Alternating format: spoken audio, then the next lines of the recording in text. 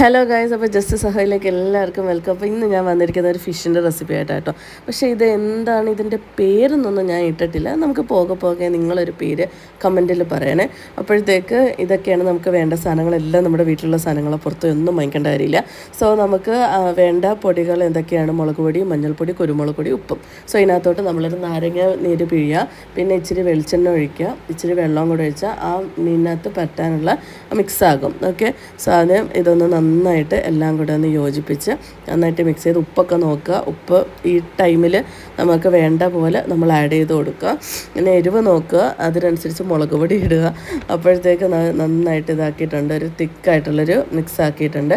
ഇനി അത് നമ്മുടെ മീനിനകത്ത് തേച്ച് എല്ലാ സൈഡും നന്നായിട്ട് ഉള്ളിലും പുറത്തും എല്ലാം നന്നായിട്ട് തേച്ച് പിടിപ്പിച്ചിട്ട് നമ്മളൊരു അത്യാവശ്യം നമ്മളൊരു ഹാഫ് ആൻ അവർ വെക്കുകയാണെങ്കിൽ ഒന്നും കൂടെയും നല്ലതായിരിക്കും.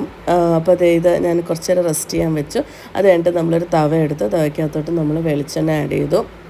അപ്പോൾ അതിൻ്റെ അകത്തോട്ട് നമ്മൾ ഇനി എന്ത് ആഡ് ചെയ്യാൻ പോകുക, ഇവിടെ മീൻ ചൂടായി കഴിഞ്ഞതിന് ശേഷം മീൻ വെക്കുക.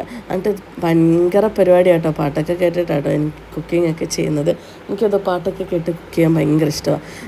അപ്പോഴത്തേക്ക് ഇത് നമ്മുടെ മീൻ ഒരു സൈഡ് മൂത്തിട്ടുണ്ട്. അപ്പം നമ്മൾ അപ്പുറത്തെ സൈഡ് കൂടെ നമ്മൾ വേവിക്കാനായിട്ട് വെച്ചിട്ടുണ്ട് കേട്ടോ. ഇനി അടുത്തത് ഇതിൻ്റെ ഇടയ്ക്ക് ഇങ്ങനത്തെ കുറച്ച് പരിപാടിയൊക്കെ കാണും. ദയവ് ചെയ്ത് എല്ലാവരും സഹിക്കുക.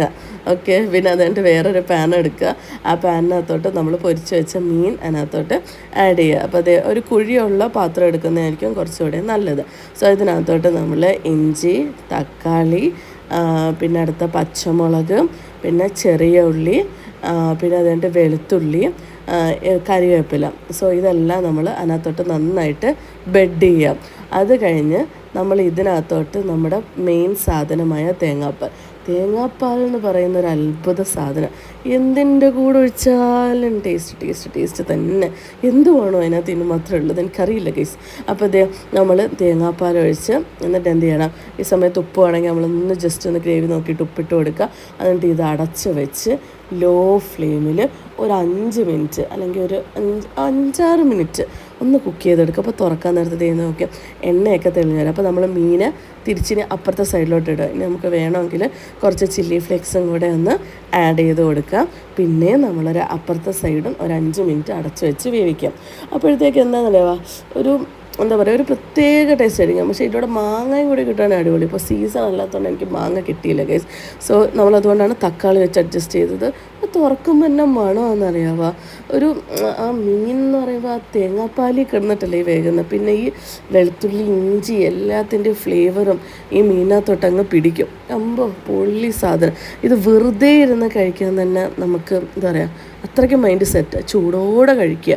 അപ്പോൾ ഇതാണ് നമ്മുടെ പരുവം. അതായത് നമ്മളൊന്നും വഴട്ടും അങ്ങനെ ഒന്നും ചെയ്യുന്നില്ല. നമ്മൾ അതിൻ്റെയൊക്കെ റോ ടേസ്റ്റ് അതിനകത്ത് കിട്ടാനായിട്ടോ നമ്മൾ അങ്ങനെ തന്നെ ഇട്ടത്.